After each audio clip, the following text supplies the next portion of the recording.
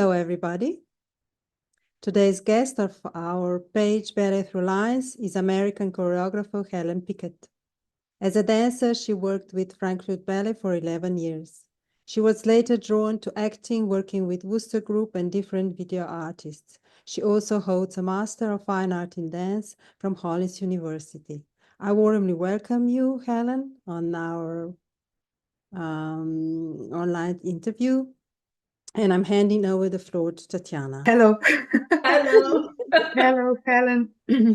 Nice hosting you on our YouTube channel in our recording sessions with mostly ballet artists around the world. But we know ballet is more than just ballet dancers and choreographers, and so it is for you. I am putting you in a maybe kind of different position now. You are hosting a very interesting people on your YouTube channel, and you made a series of talks with major artists in the ballet, but also elsewhere. So you are a dancer, former dancer, choreographer, also an actress. You do a lot of things for community, and usually when you start, you have this acknowledgement of always saying equality, justice, and respect, which I find a very interesting starting point of each talk. Can you please give us a background, because it is kind of unusual for our community to start the talk like that, but I would like to support it as well. Thank you, first of all. I'm really happy to be a part of your forum. I think, spreading the word about different kinds of choreographers in the ballet world is very important. And also as a woman as a choreographer in the ballet world. And one of my big platforms is making sure that the younger generations of young women and men see a woman in a leadership role, which is a choreographer, and to perhaps have the chance to either contact me or hear these kinds of conversations, because like we all learn from example, and if we see someone that looks like us, we think, oh, I can do that too.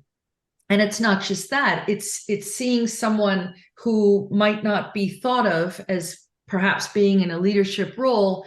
And I'm talking about young men in this situation, like, oh, this is a part of our world now. So I think this is a segue into the equality and making space for everyone. So one of my other big things, and these talks and Creative Vitality Jam sessions and the 12 films I made, this was all during the pandemic. So it was also an effort as a dancer, as a choreography. It's kind of me-centered, ego-centered as a dancer, especially. It's, like a professional athlete, you must be, because it's very, very hard. And then as a choreographer, you become more about community. And I always talk about embracing and making sure that a dancer sees themselves as a human being before a dancer. So, and when I'm in the studio with people, that is one of my greatest joys as a choreographer, is being with the individuals in the studio and making sure that we have an open conversation together, a collaborative situation where I'm asking them also how they interpret the steps that I give them. What are they bringing as a human being to these steps? Because the steps are the steps, but it's what the human being does with the choreography that actually makes this a scintillating situation. Why we as audience, because that's what I am now too, why we are drawn to the people on the stage. Why can certain performances break the fourth wall and land on our skin so we feel something proprioceptively, so we feel not just emotionally. These are all themes that have been very, very important to me in discovery, and I keep discovering them through these 18 years. And it's like the ballet technique. It's such an incredible technique that you can, I will never know everything I could know about the ballet technique, you know, when I close my eyes at the end of my life. It's these kind of themes, and human beings are the same way. And psychology is the same way. These are universal, sorry, don't ever want to use that word again. These are themes that are endless to discover. And so that discovery of why everybody needs to have a voice. So I created another platform, which was female choreographers. It was a Zoom round table. And I have 150 female choreographers in the roster. And it was more populated during the pandemic, but I still managed to have one every 4 months or so, and it's just to check in. But it's the idea of the round table. So there's a place, and it's round, and that's also energy. And there's a place for all, and we can always move over a little bit to make place. So that's the equality thing. When I speak of equality, I never speak of exclusion. It's not this woman needs a place, so we push out a man. It's that there's enough space for everyone, and there truly is. Because, and this goes back why I was talking about human beings, how could there not be enough place for everyone if every single human being is different? That means even if I, as a contemporary ballet choreographer, have themes or steps or things that cross over with someone else, I'm still far different, because that's the nature of a human being. It is the detail of each person that makes, I think, equality even more possible. Because how could we exclude if everyone is different? It's just, there are things that I basically don't understand about equality, and this is not just gender, but this is race equality. That there are just things I think, wow, I mean, it can make one really confused to think about how much we must make divisions, how much we must categorize, instead of saying, this is art. And isn't the individualism of art the point of art? So I think that's where I'm coming from with the ideas of equality and the generosity that could be practiced far more. I deeply agree with you. As we all know, being in contact or working with ballet, and I just said ballet with a capital B, okay.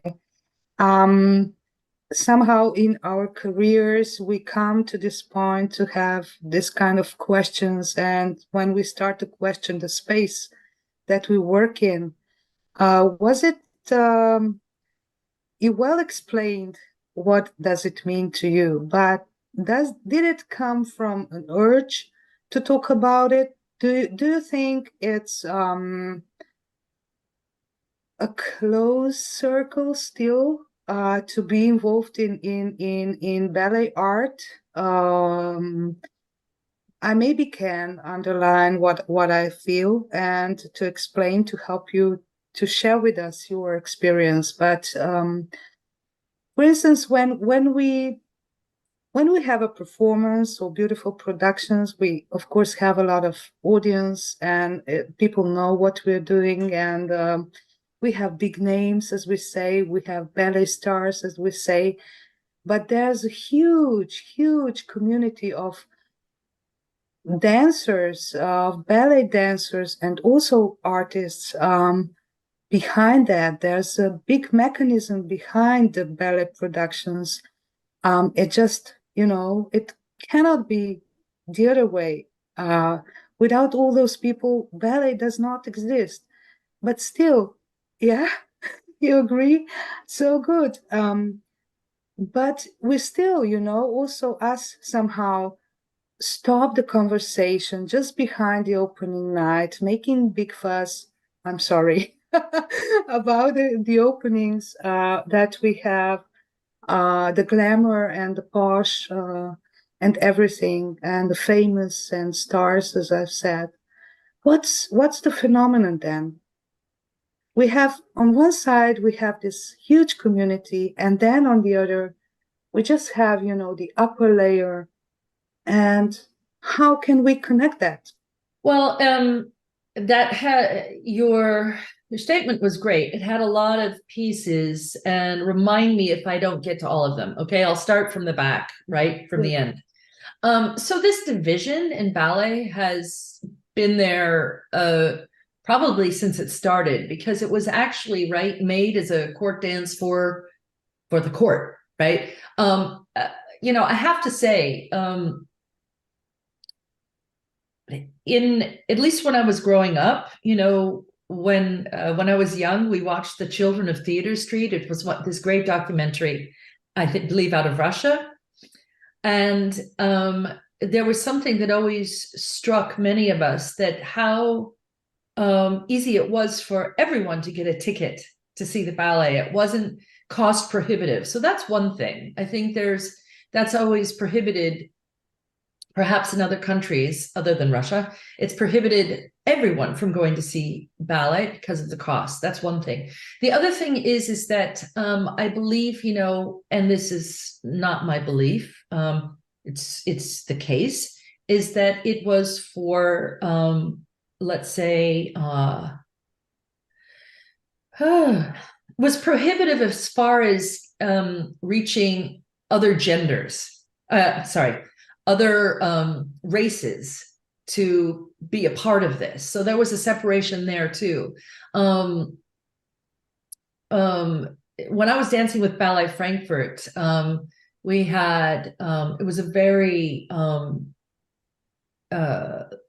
losing the word, pardon me, integrated company. And when I went back to America, I thought this is actually what ballet had become. We've moved beyond just perhaps the whiteness of it, but I found out that a lot of work needed to be done. So I think seeing that coming back to my country, I think that started the seed of me saying, okay, it's important for me as a female choreographer, but it is also important to make sure that we get ballet to look more like, and I use the term, the face of America, and and it could be the face of the world, but because I was living there. So this was something that for example, if I was invited to a company to create a ballet, I would make sure, and this goes without saying, period, I do an audition, which is sometimes unorthodox, for the entire company if I'm making a new ballet. And that's one way to kind of erase the divisions. Everybody has a chance.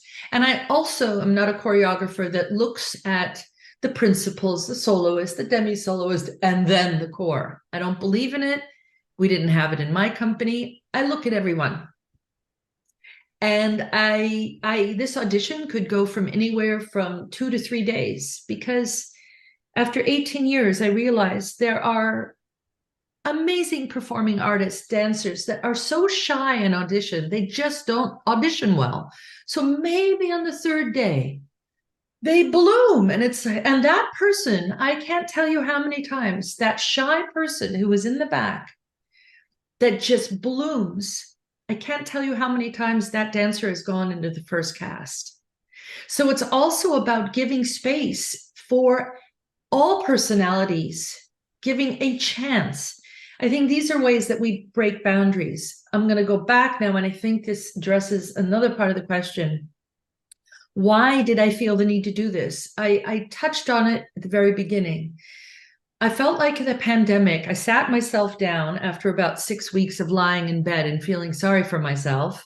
And I thought, okay, this is a time to actually give back to the community that's given me so much. And that's really where it started. I thought, well, how can I do that? Well, everybody's got a YouTube channel now, so I may as well try it too. And I just really, in the beginning, I called in all my friends. I wrote them emails and I said, hey, I'm going to try this interview thing. Would you want to do it? And I basically just went through the roster of friends and people I've worked with. And, everybody said yes. There was not one person, because everybody we did not know when this was going to end. So, I wanted people to, it was a chance to connect with my community, because we did it twice a week. I got to hire an intern, so I got to give back to her, a young dancer who was in the middle of her college degree, and we all know what happened then. Everything went online. I went to a company that gave me my first start and has been a big part of my life, the Boston Ballet. And then I thought, I've always wanted to make dance for film. And there was a cinematographer that I'd known for years in Boston Ballet that did the work. I asked him again. People said yes. The dancers said yes. And it was this community thing that I felt like, this is what dance is. This is what the arts are. This is what the world could be and is in many ways, right? I mean, look how we're across the sea and we're doing this. It's amazing. I think the idea of community really bloomed during the pandemic, and I see that the roots keep going, and it is up to us to keep going. And then that gave birth to the Female Choreographers Roundtable. So I think the pandemic made me look and question how I could still be active in the world that I love, and then give back and say, yeah, and this is what I've always preached in the studio, so let's take it a bit further.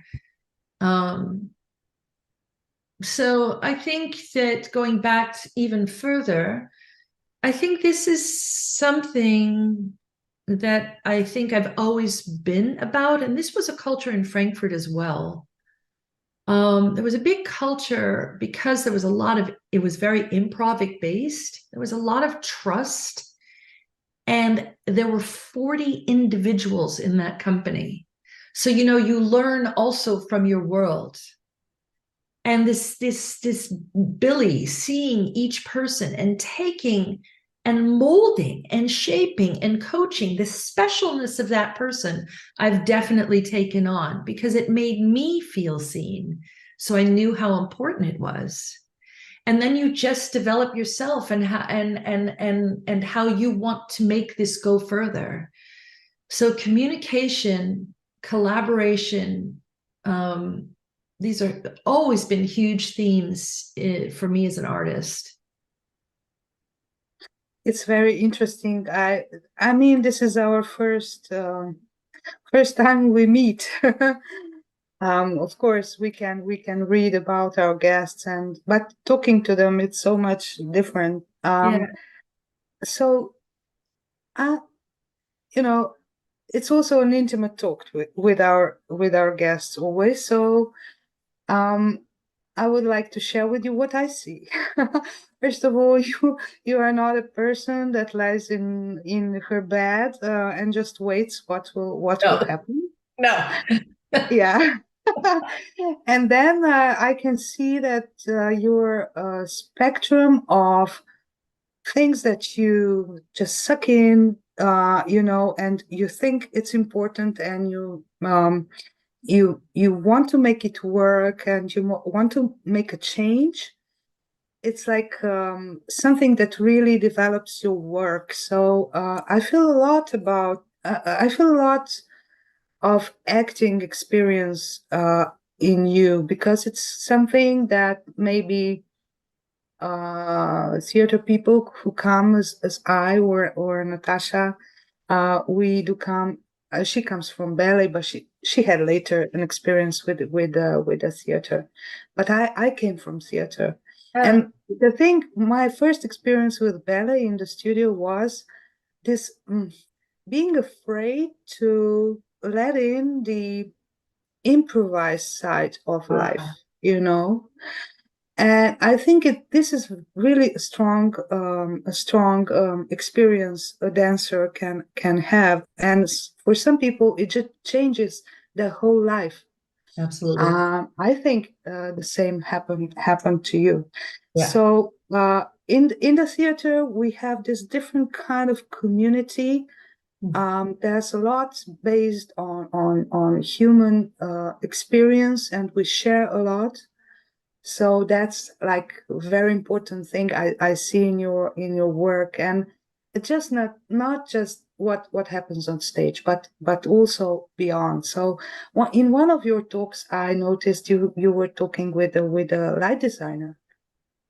When we say, for instance, as dance in dance sphere or in theater sphere, it's always about actors, directors, dancers, choreographers, but not about those people. Yeah.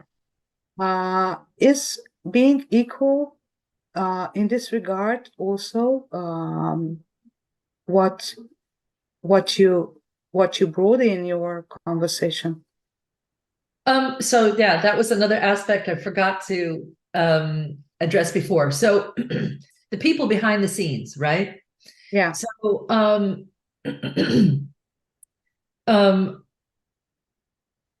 through the 18 years and through these discoveries of experiencing different aspects of creating, there was one, pardon me, there was one ballet which has been sold a lot. It's called Pedal.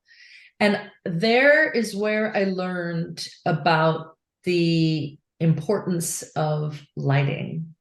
I made this work and it was in a white room and it fell flat. And so I asked the directors, I said, may I come back and light the room differently? And the idea came because I saw flowers, these very vibrant flowers at a florist. And that's another thing, art comes from your world. It doesn't come, like, we're not Venus on the half shell. I mean, we are informed by our entirety all the time. So, and I flooded this white room with 3 different colors, and the ballet has sold 12 times. So I learned in 2007 the importance about the world around the steps. And I think it had already been there because, again, this was very important to how Bill built worlds. But I like to say that the world is built. So when I'm at the point now where I'm working on full lengths or let's say longer form narratives, and so when I look to choose a team, we talk like we're talking now, and what I look for is someone, and you can hear it, someone who likes to collaborate and will want to live in the improvic part of life. And if we're true, the improvic part of life, that's kind of, that statement isn't right, because life is improvic. Every step is an unknown. And I think when I used to teach improv, because Billy has this, that's the thing, if I do still teach, that's what I teach. It's Forsyth improvisation technologies. And there is a technique that we teach. There are 80 modalities. I never get through all of them, but these are actually tools that you can teach dancers. And I've also taught actors. I've also taught for the Actors Studio in New York. And it's movement based, but it helps their verbal based improv. So you're right. Improv is the great revealer. It's it goes to, the depth of your soul and asks you to question things you are not comfortable with. But once, if you can get past all of the noise, if you can get past all of your judgment, you find, and I still choreograph this way. I choreograph, I improv. I do all the research. And then I can get in the studio, and the research and the ballet technique and all these different things allows me to be free. So that's one of the big things that you have to teach someone, that the technique that I teach feels rigid, but it is exactly, and I love technique of anything. Take jazz. These jazz people that created jazz knew their music so well that they could improv and create jazz. So the world that you build, sorry, I get tangential, it's not just the steps, it's not just the choreography, it is the lights, it is the composer, it is the set, it is the costume, it is all the stage people, it is the director, it is the executive director, it is all the people who make the costumes. So I'm very aware of this, and know that a world is built with umpteen people. And I think also being married to a technical director in the world has really opened my eyes to that as well. And then one more thing, because you bring up these subjects, is theater has taught me so much about making worlds. I only studied for 2 years acting, and it was actually acting for film. So I had the Wooster Group, which was the stage, which was a huge education in and of itself, on the job training. And then at the same time, I went to acting school and studied acting for film, and had to do so many scenes, so much investigation into how, why, when, where a person or a character is born. How, why, when, where, who is this person among other people? So it's really what acting and what studying acting and what the video work I did with these 3 female video artists. I learned so much, and I learned so much from studying film about being on stage and creating the layers. And now I want this in focus, and this, even though it's in front, it's going to be fuzzy. This is all wiping, dissolve. I use these words when I choreograph, and it's all from the acting. So I urge everyone, all artists, to go outside of their field. Keep reading, go to museums, study something that's not your field, walk in nature every day, talk to people, do things for people, spread love, whatever it is. This is going to make the person, you, a richer artist. It's such a fortunate place to live in an artist's world. It's so fortunate.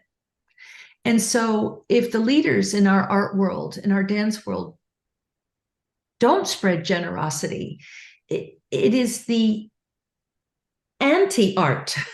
It's anti-art not to have open hands.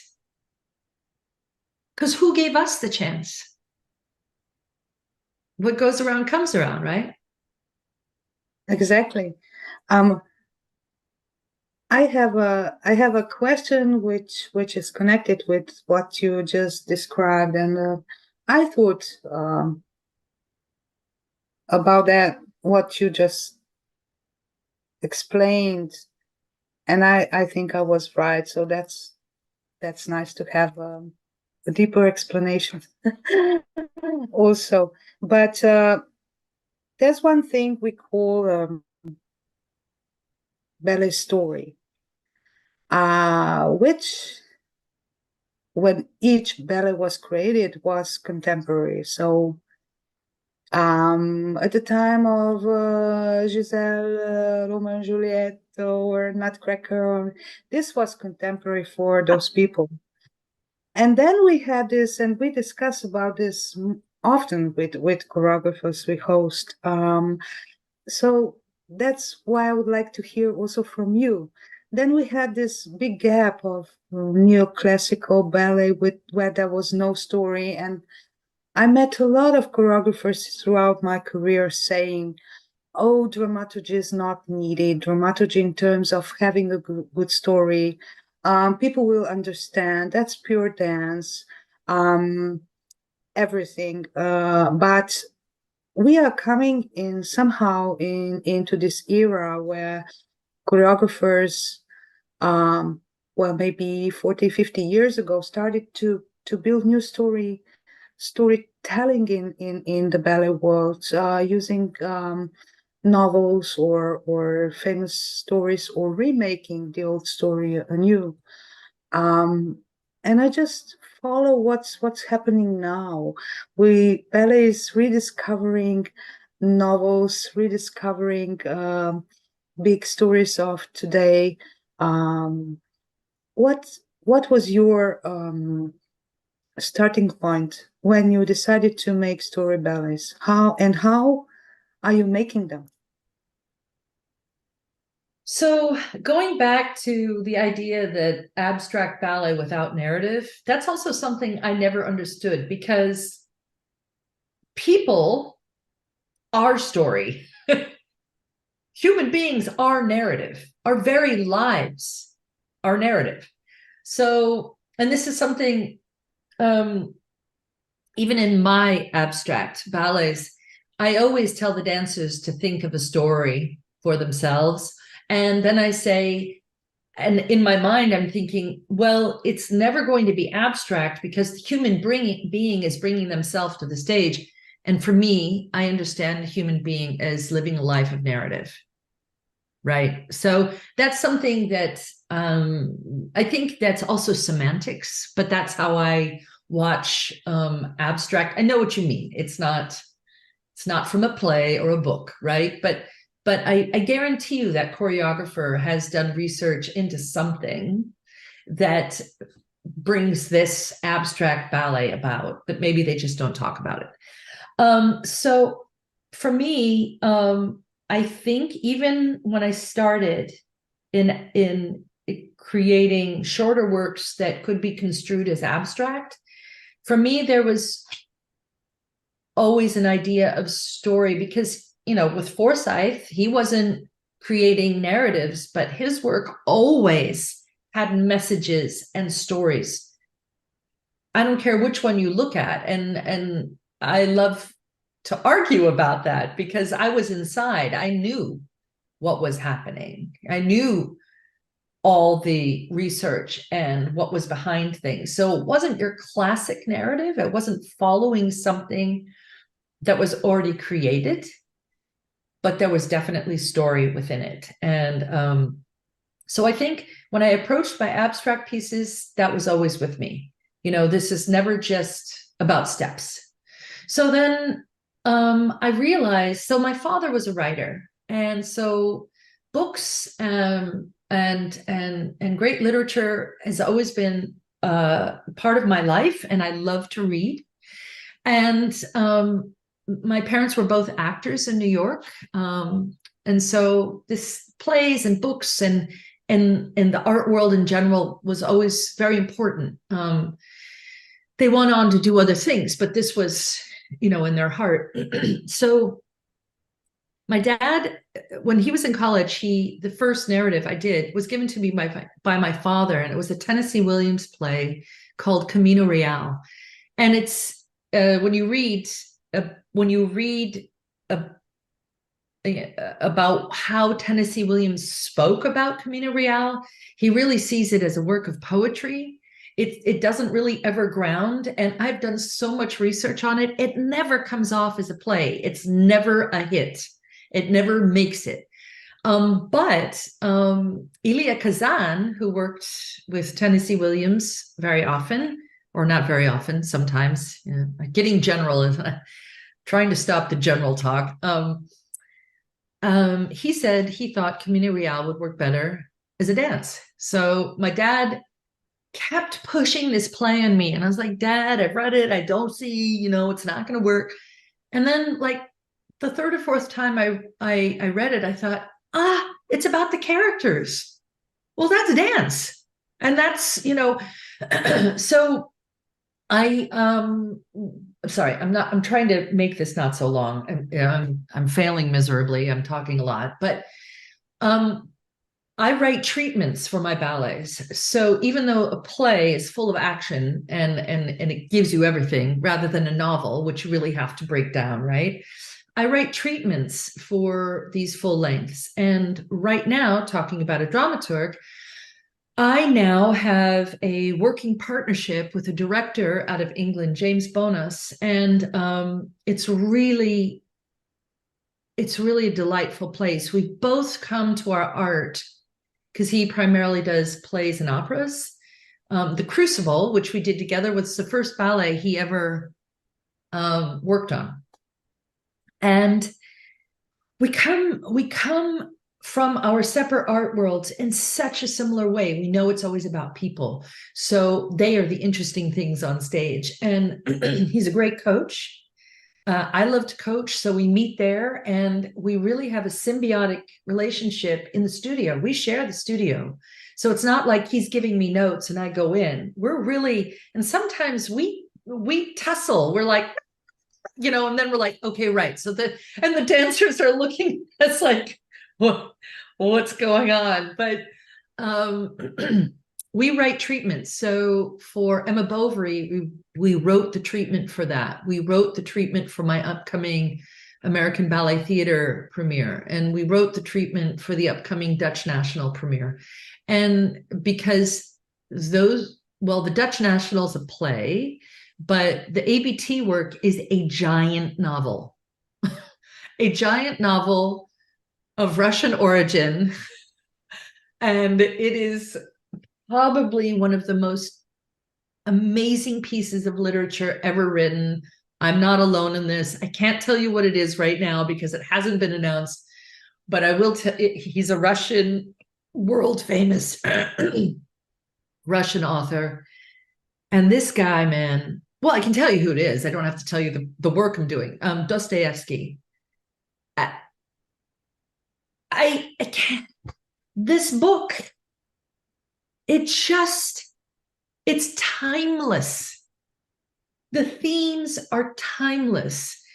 The characters that he writes, the detail, the empathy in the book, the description of the world. I mean, and so to write a treatment from this book, man, that took us a year just to write the treatment of this, or close to a year, because we kept having to leave it because we're like, but that part's important too.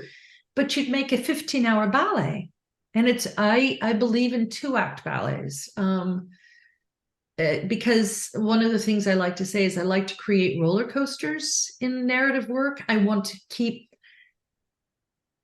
I believe in beauty, but I do believe that beauty is only beautiful because of the opposite. So that, again, that's humanity. It's the facets that combine with beauty that make beauty beauty. Otherwise, it's just a bunch of beauty. And that's also okay, but not for me. I need to go into themes of humanity because human beings are incredibly beautiful and confused and ugly and, human beings. But the thing that always draws me to the books or plays that I choose is courage. I find it to be, if not the most beautiful, one of the top 3 beautiful aspects of a human being is courage.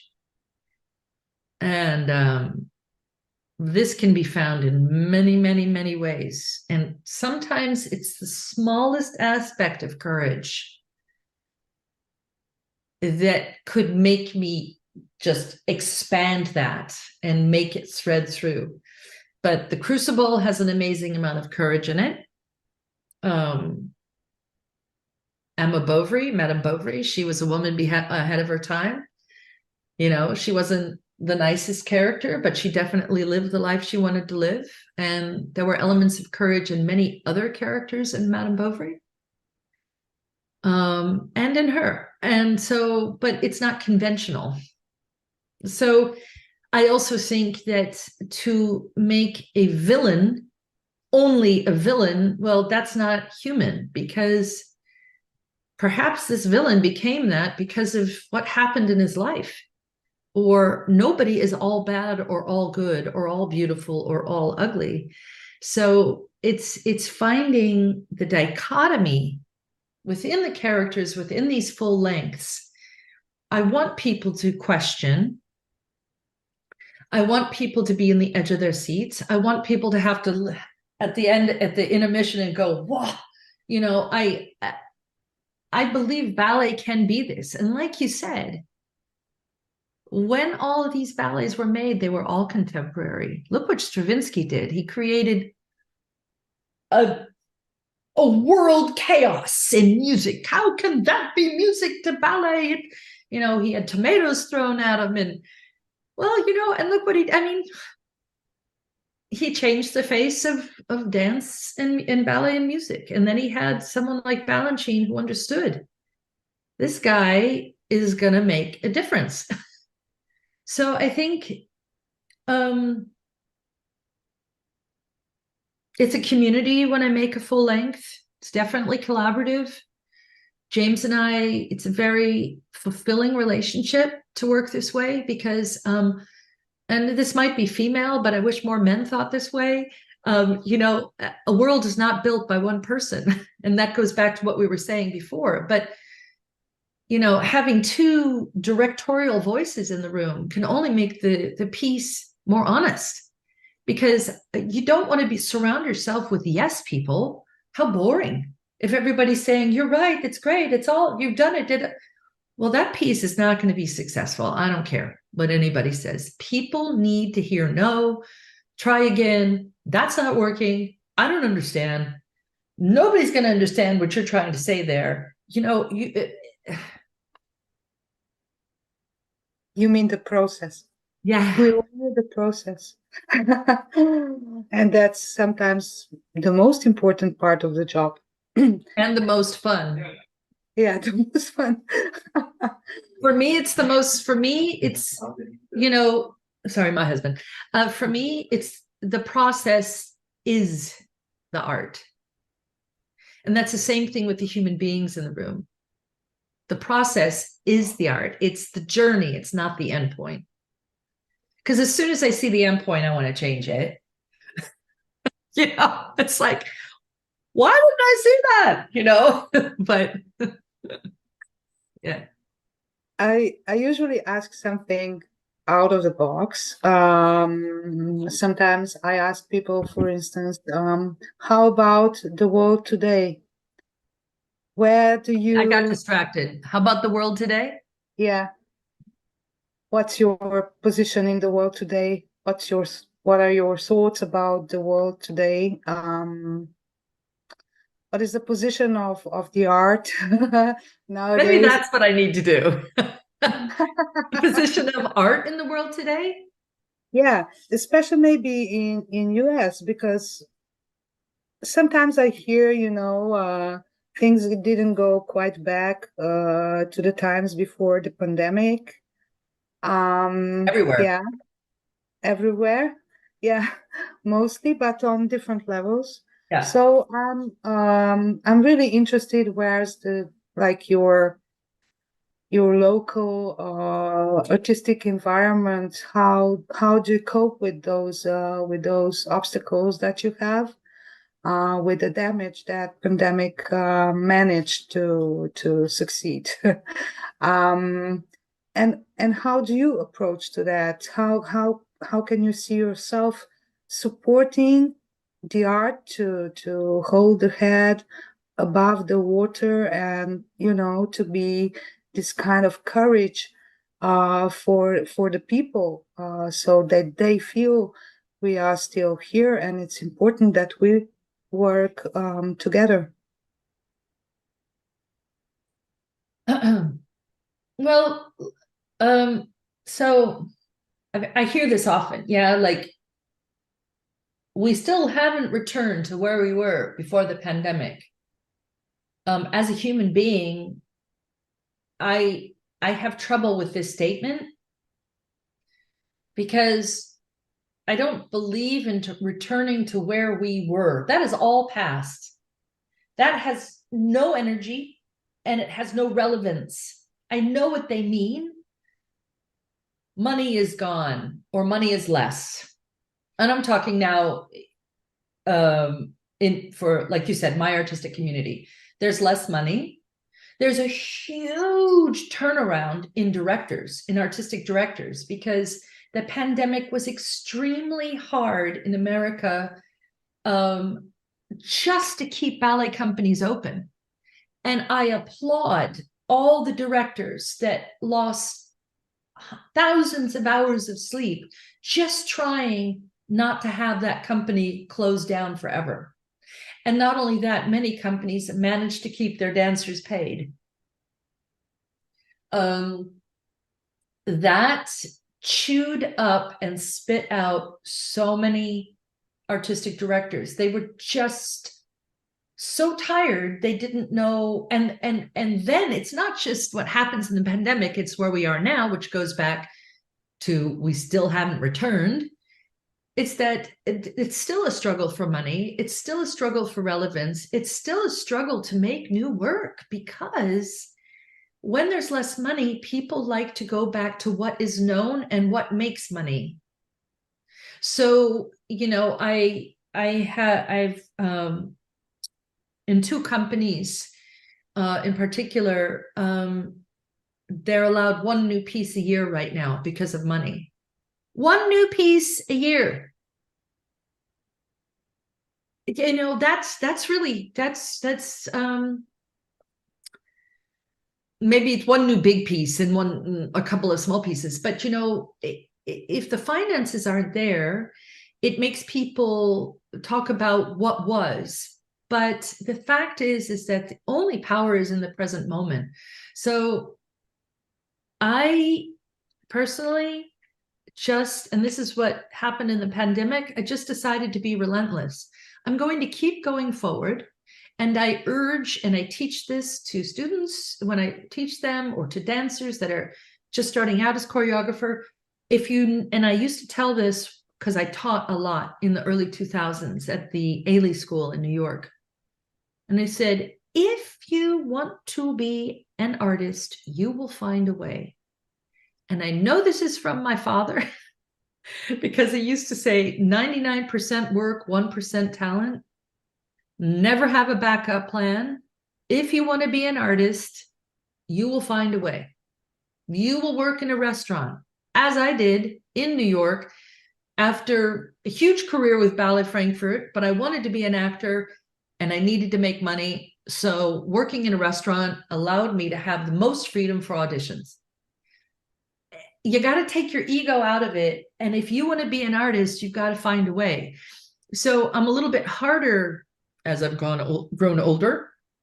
When people say, especially now, can you help me find a job? I just don't know what to do. And it's like, first of all, don't ever say that to a person again. I was like, and then I make a joke. You have the Google, you have things that I never had, and then I sound like an old person, that I never had. But it's true. Do your homework. So when people ask me for a recommendation letter or help, I write the email back and I say, tell me what you've done already. Because I will meet them halfway, but I have to know they're doing work. And it's the same thing in the studio. And I think right now in the art world, I think there are a lot of people perhaps in my age range that have seen more life, and who have been ballet dancers and know how tenacious one must be to do that work. And I think it is perhaps now we might be in a phase of re-education and saying, yes, it's hard, but define what hard is. If you love what you do, it's not hard. It's ongoing work. It's daily work. It's promising yourself, if you need to go to the gym, you go to the gym every day. And if you have to do work every day, you sit down at your computer and you work every day. You chip away at your work. You don't, like you say, sit and wait. And I think there's a re-education happening now. I'm saying this very hopefully, that I think that we need to help re-educate perhaps our younger teenagers, 20-year-olds, 30-year-olds, perhaps even, that if you want an art world, you've got to make it. Because that's just the way of the world. At 56, I'm old in comparison. I remember when I was 20, I looked at someone my age, I was like, oh my God, may as well be dead. So I know that's what 20-year-olds are thinking, but now being here and realizing I'm still a 20-year-old in a 56-year-old body, as far as the enthusiasm I have, the love I have, the tenacity I have. This is what makes our art world. So, oh God, I get so into the answers. I'm sorry, but I think that, just to say it in a few sentences, I believe our dance world is still aching because of the pandemic, but it is definitely time, and I know people are doing this, everyone's doing it. We got to keep marching forward, and we've got to do the work in the present so our future is there. And we have to make sure we're not making safe work. And that was one thing you alluded to. I would rather not, and it's a big statement, but I'd rather not do work if I'm going to be asked to do the same piece over and over again because it's successful. I've kind of prided myself on my choreography career that I never wanted to make the same piece twice. And it's not always popular because if something works, the company wants something like that. And I'm honest up front and I say, I'm not going to make another piece like that. You can hire me to make a piece and it might work or might not. Why? Because that's art. We have to keep failing. We have to keep taking risks. Otherwise, and especially now with AI, we're not going to expand. And the art that human beings, it's super important. And I'm not an AI hater. I think it's, frankly, I feel incredibly lucky to be alive at this point in history, because this is going to change the world like nothing before. So, but a human artist,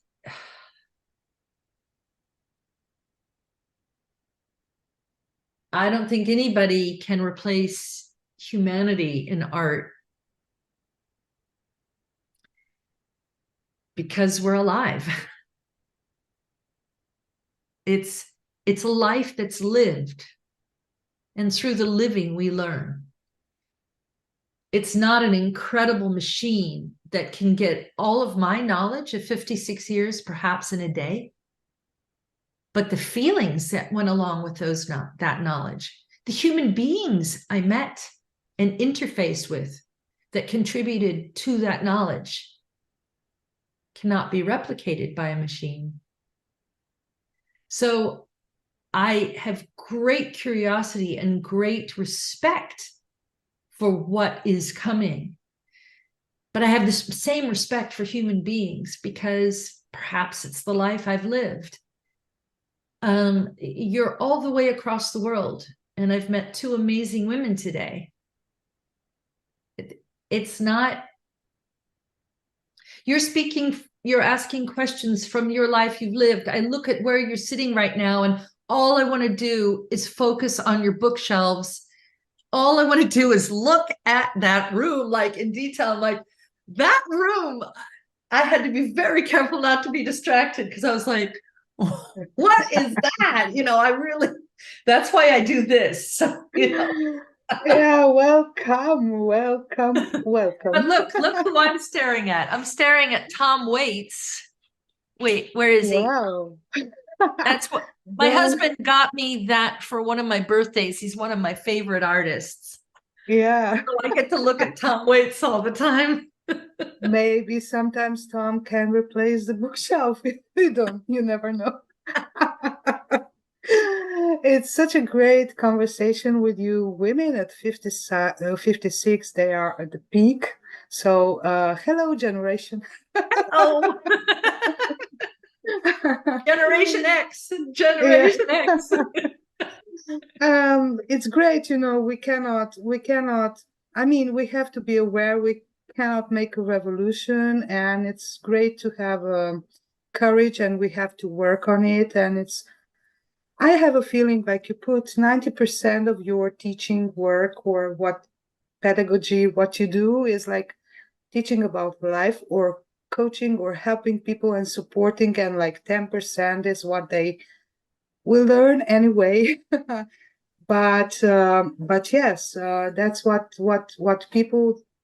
young people that are coming, generations that are coming, what they need to, not to be afraid, because I feel they are afraid using all those gadgets and TikToks and stuff, just to know as much as possible, because they don't know how to manage the world. But it's important also to know all the sides of humanity, and to, the world isn't, yeah, as you said, the world is beautiful, life is beautiful, but it can be also very tricky. And also we have to have this other side of understanding, so to be ready whatever comes. Yes. Absolutely. Yeah, you have to be ready, but that's life too, right? I mean, I tell you, I'm working on this, my new piece. I'm going to start next week in New York. I've come up against a problem, not of my own doing. I will say that it's not of my own doing, that I cannot believe is happening.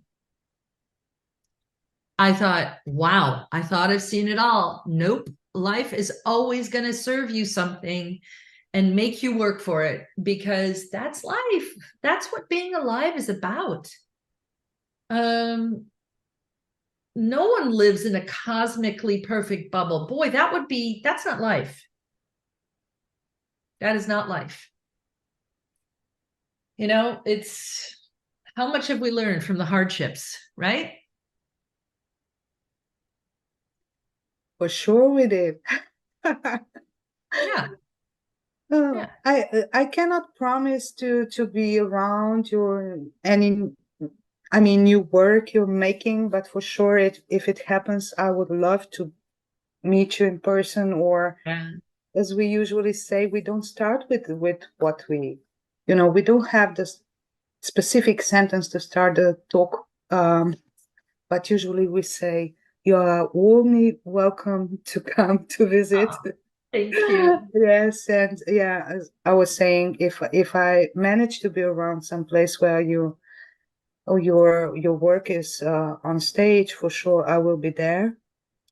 And in your yeah, part of the world, close-ish to you, April 5th, the Dutch National. I'll have a premiere there. 2025. okay. Okay, long time to plan the trip. Yes. We'll let you know. We'll let you know. And the usual thing at the end is to invite Natasha to join us. To maybe she has a question, and Yeah, usually absolutely. this is like a rabbit from the hat. Thank you so much for for this talk today. Thank Have you. a beautiful day, and all the best for your work and life. Big hugs. Big Yes, hugs. thank you. The same. I wish the same for you. Thank Thank you. you so much.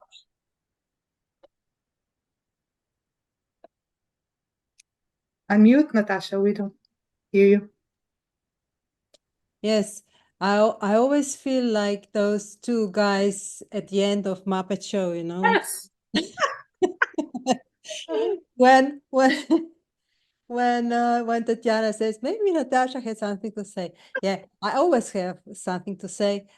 And today I say, oh my God, we always have such great guests to talk to. Really, I'm so happy. And we never want to end our conversations, but we have to.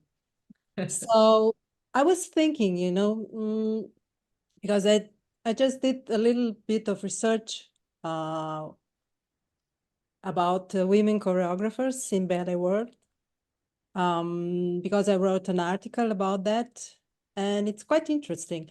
It's changing in the last 10 years. It's getting better, but still, did you have any problems? Did you feel that it's a problem because you're a woman choreographer? How is it?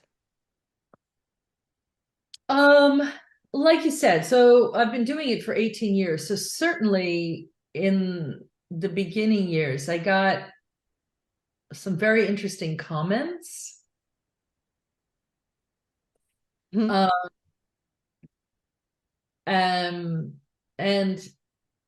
also in interviews, and this still happens, what is it like to be a female choreographer? This question drives me crazy because no one ever says, what is it like to be a male choreographer? So, but I deal with it with humor now. I'm like, well, I'm a woman and I'm a choreographer. So, I don't know how to answer that because you've gendered me and I'm a choreographer. So I can only talk what it's like to be a choreographer because I am a woman. I don't know what it's like to choreograph as a woman because I already am a woman. So I'm not a man. So I don't, the question in and of itself is ridiculous because it's almost like a comparison. Well, how can I know what it's like to be a male choreographer? I am not male, nor do I want to be. But in the earlier years, I did get more comments, gendered comments, that really made me surprised. I will say, in the beginning, those years, I wanted work, so I didn't comment on those comments. Now I will comment on those comments and I will not allow them.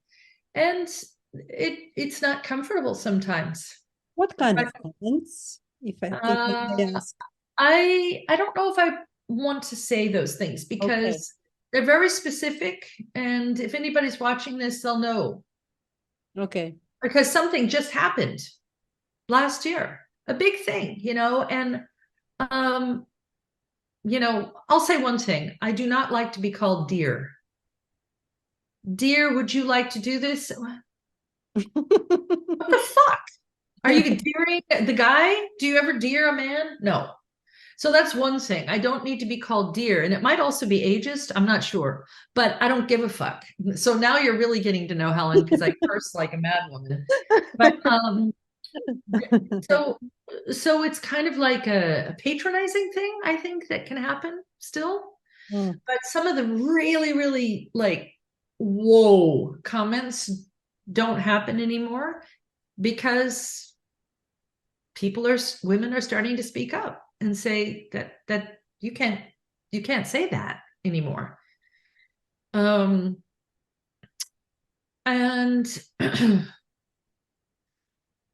I think that's very important because, it's not just for women, but it's also race. Remember how I was talking at the beginning there should be more space for everyone? Well, there are, still quotients. I have my female choreographer for the season. Check. I have my African-American choreographer for the season. Check.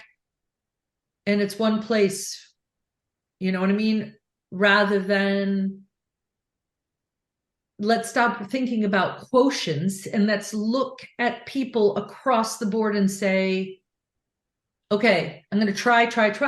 And I was talking about risk as well. We have to take risks with new voices. So we give people chances so they can grow. We have to give room for failure so people can grow, you know? So you're right. There's been changes in the past 10 years, but we have a long way to go.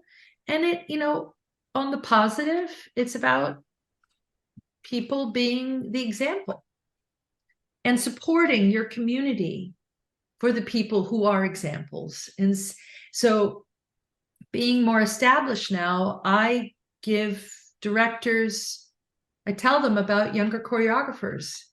And I say, you know, you should look at this person. What do I have to lose? Nothing. But I think if we would get out of this scarcity mindset and be more generous, and that generosity proves that there's enough place. I think all of that figures into the question you asked. So I still get it, but less. Okay. I just don't care anymore. Yeah, maybe also that, you know, when you get older, you don't care anymore. Yeah. When you're I young. mean that in the best way, though. I don't care In a about good hurting. way, yeah, yeah. I will say something now. Mm. Mm. I will always say something now. Yeah. That's what I mean by I don't care. Not I don't care. It goes in one ear and out the other. No, now I say something. I don't care if I'm going to lose a job because of it. Because if I'm going to lose a job because of someone's comment, why would I want to work at that place? Of course. Well, of course, but I only get to think that now because I've been doing this work for 18 years. But someone who's just starting out, they want the job, and I don't blame them, right? That's the bad circle.